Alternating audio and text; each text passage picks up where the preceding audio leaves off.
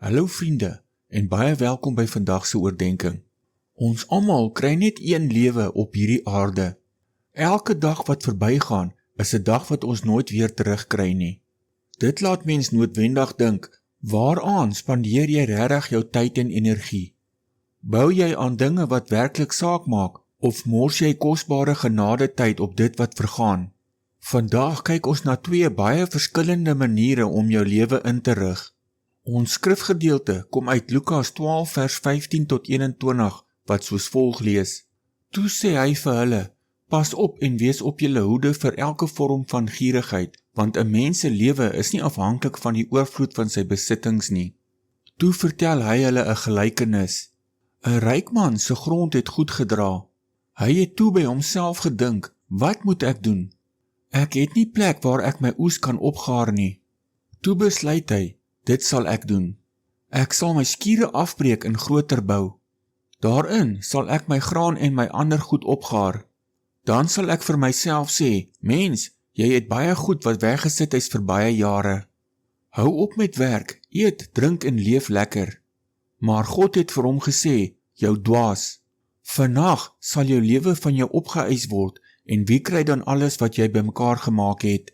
So gaan dit met hom wat vir homself skatte vergader en nie ryk is by God nie.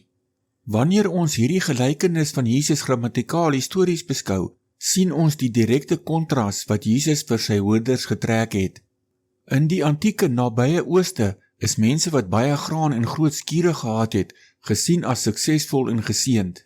Maar hierdie ryk man het 'n verrykende denkfout gemaak. Hy het gedink sy toekoms is in sy eie hande en dat sy besittings hom veiligheid gee. Hy het God en God se wil heeltemal uit sy planne gelaat. Sy lewe was gefokus op ek, my en myself. Sy lewe het skielik geëindig en hy het niks gehad wat ewige waarde dra nie. Teenoor hierdie man sien ons die apostel Paulus wat die lewe heeltemal anders benader het.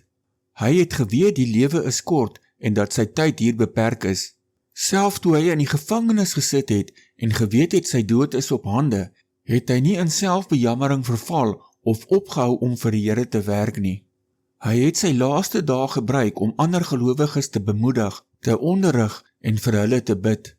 Paulus het verstaan dat die bediening nie net vir predikante, evangeliste en sendelinge is nie. Ons almal het 'n dienswerk om te verrig. Paulus het tot die einde toe met sy dienswerk volhard, te midde van swaar kry en sy eie menslike gebrokenheid. Hier is 'n skriftuurlike feit om onsself aan te herinner.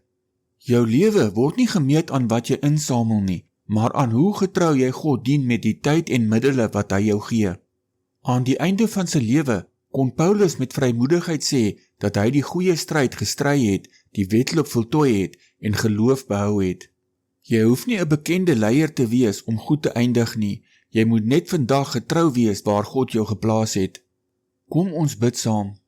Hemelse Vader, dankie vir die kosbare gawe van die lewe en vir elke nuwe dag wat U ons skenk. Vergewe ons waar ons tyd en energie verkoos op dinge wat geen ewige waarde het nie. Help ons om nie ons veiligheid in mense, geld of besittings te soek nie, maar in U alleen. Vul ons met U krag, sodat ons kan volhard tot die einde toe en ons wedloop goed kan voltooi. Ons bid dit in die naam van die Here Jesus Christus. Amen.